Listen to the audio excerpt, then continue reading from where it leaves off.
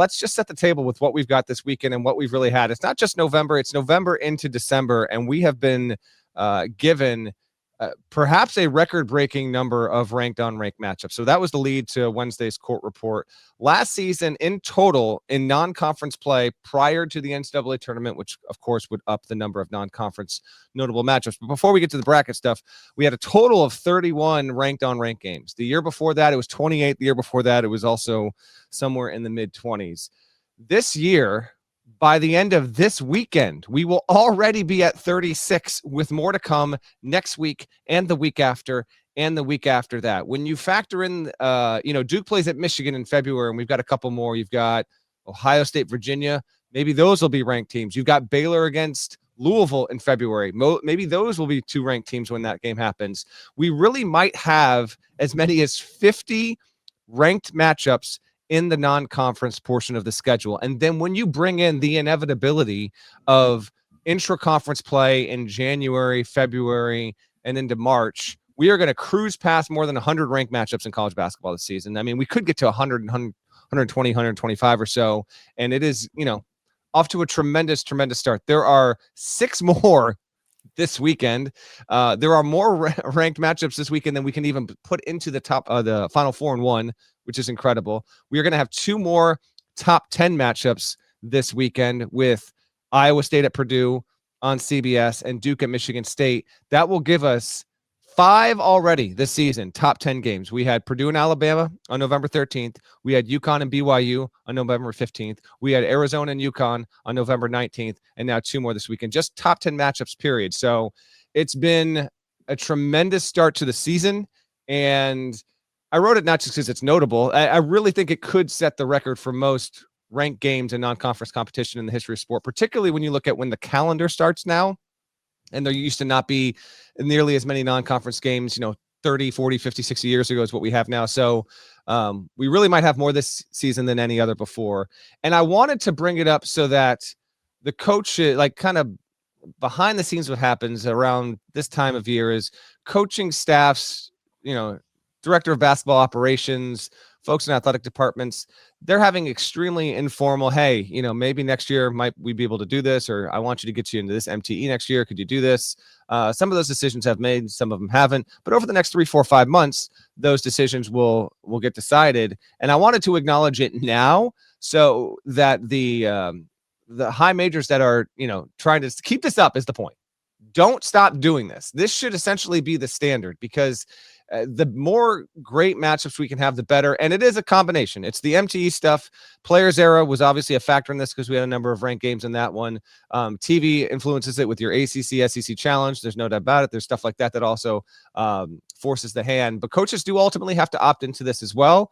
And the past couple of years had been pretty nice. I don't want to downstate. Like a year ago, 2 years ago, those were actually pretty good overall November, December schedules, but nothing like what we have here. And I hope that this can become the standard moving forward, and we don't get 3, 4 years down the road from this and be like, remember, a 25, 26 season, why can't we get back to that? Let's not have that. Let's make sure that we are scheduling with intention to make sure we can have as many good ranked on ranked matchups as possible. I was going to ask you, how much of this do you think is a byproduct of 18-team Players Era Festival? But you touched on that. Clearly, it's a factor. Nate Oates is another factor. I think some of this is just Nate Oates decided to be. Nate Oates, give Dan Hurley credit too. Yes, every coach who contributed to this in an unusual way, I give an immense amount of credit for, because it's something I've been asking for as long as I've been doing this. You play 30-something games minimum. This isn't the BCS.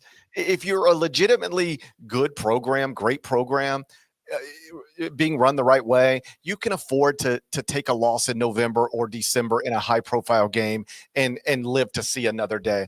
I love the quote I think Tommy Lloyd gave you after one of their big wins. Maybe it was the UConn win. Yeah. And he was like, we're not afraid to play these games. And then he went, we're also not afraid to lose them, which I think is the most important thing. Now, I don't want to hear a coach out there 1-7 talking about at least we're courageous. Yeah, you suck. Well, now we're drifting into Steve Sarkisian territory a little bit. Yeah. Congratulations on being courageous, but you got a shitty basketball team. You keep losing every game. So I don't need to hear that, but I love that from Tommy. We're not scared to play these, and we're not scared to lose them. We're gonna. This is good for us. It's good for the sport. We'll benefit from it. I wish more coaches had that kind of mindset. Let me ask you this, in all seriousness: how much of this do you think? First, some of this you would agree or push back. We started the season on November 3rd. That's an early date. Yeah, like the inventory hasn't changed over the past 15, 16, 17 years. So there's been the same amount of non-conference games, but allowing for a longer schedule, that definitely affects what it used to be, say, in the 70s, 80s, 90s, and early 2000s. That's definitely a factor. But also the change in MTE rules has also affected this. We don't need to go down that rabbit hole, but the way that you could get into an MTE and the players era basically forced this to change, that also has been a factor in allowing this to happen and us having so many really, really good games. And it's perfectly timed here for our conversation here because we're going to get to it. But it's just this, it is ridiculous how many good games and relevant games are happening over the next 72 hours in college hoops. Right. So my point, I guess, is when I was a kid, you would hear things all the time on TV. Like whenever people were talking about college basketball on TV, they would say things like, and if so-and-so over here out of the Big Ten gets to 20 wins, I mean, that's going to do it. Like 20 wins meant something. Yeah.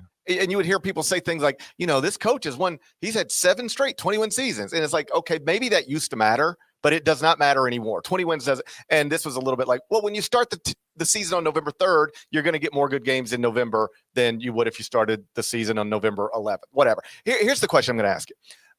How much of this do you think is a byproduct of people like Tommy Lloyd, John Shire, younger coaches taking over big brands and being less set in their ways about how non-league scheduling should be? Just a new approach to some of the biggest brands in the sport. Is that a factor here? I think that's a factor. Yeah. You mentioned those guys, Hurley, even, not a new coach to the game, but Painter has not been afraid. Izzo traditionally has not been afraid. Todd Golden has hunted games. I'd say overall, there has been an adjustment across the board at the high major level when it comes to the number of games. Now, obviously, you had power conference teams that were putting themselves in MTEs like a Maui or you name it, where they were going to inevitably play at least 2 really good teams. What's happening here now is that not for all, it's definitely not for all, but a lot of high major coaches and coaching staffs are looking at the non-conference portion of the schedule and they're saying, all right, let's get to 6. And by 6, I mean 6 of the typically 11 games you're going to play in non-conference. Let's make sure we're playing a top 70, 75 opponent. And within that 6, let's make sure, 4 of those are going to be projected potential quad 1 games. That's kind of the calculus there. Now, you can't always hit it on the button because there's going to be teams that overachieve and there's going to be teams that underachieve that are going to affect that. But when you have an industry whose mindset has changed more for the better as opposed to some of the old school thinking holding it back, this is the result of what you get. And the benefit to all this is I know that college basketball has not overtaken remotely a discussion point that college football has, that the NFL has at this time of year. But there have been more good games on TV and good spots for the past 4.5 weeks. And it has put the sport in a really good spot so that as we curl here into December and then we get through the majority of the non-conference portion of the season, you're going to see a lot of results that have relevance, that have a long tail to them into league season. Once we get into bracketology projections and all that stuff, once that hits after Valentine's Day, this stuff does matter in the moment because it's just more reasons to watch really good teams, really good coaches, really good players. But the results will actually have more staying power here because there are just more of them to talk about. And we're going to get even more of them over the course of the next 3 days. Yeah, I think what Dan Hurley was talking about a few weeks back is, I appreciate him making the point, but it's kind of a pipe dream. Like he wants, he certainly implied he would like to turn on ESPN in the morning, see Get Up with Mike Greenberg and them talking about last night's college basketball. They're just not going to do that. Outside of very few instances. Right. Because the world that with Cooper Flagg a little bit last year, understandably, Cooper Flagg at Duke, but those shows are not tailoring their conversations in November. So I agree with Dan Hurley. Right. I have zero expectation any of that's going to happen. If you want that kind of conversation, frankly, you're going to have to come to a show like us, and we'll give it to you at least 3 times a week. Like we turn on Get Up when I wake the kids up at 6:45 Central every morning. I think Get Up comes on around 7. We turn that on just because it's easy. It's like it's not all the world's problems. It's just an easy thing to turn on. And they're just constantly talking about football and the NFL and the NFL and the NFL. And I know last Thursday was an incredible day for college basketball, for CBS. as it Yes, was that's good. noted. Yes. You know, Record-setting viewership. Yes. Thank you for bringing that up. I forgot to even invoke that. Yeah. yeah.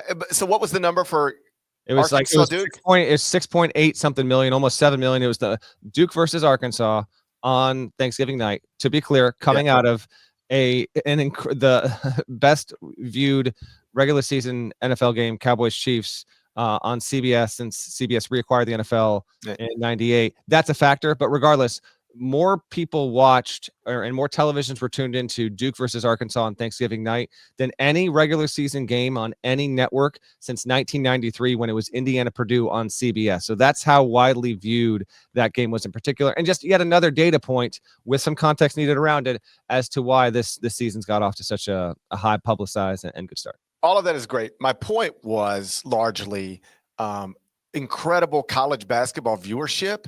But did you see the Chiefs Cowboys number? Yeah, I know.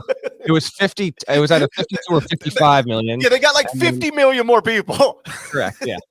So if you want to know why all these shows are talking about football, right. that is why. That's why.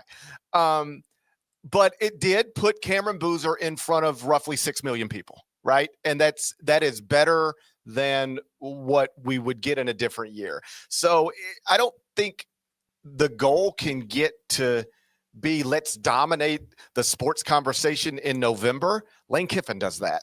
But we can get to let's create as many big stages as we can in November to try to get as many eyeballs on this as we can, so that by the time we get to like what is most people consider the good stuff of the schedule, there's already some familiarity there. It's not like people are looking up in the middle of January and going, okay, who's this guy at Duke?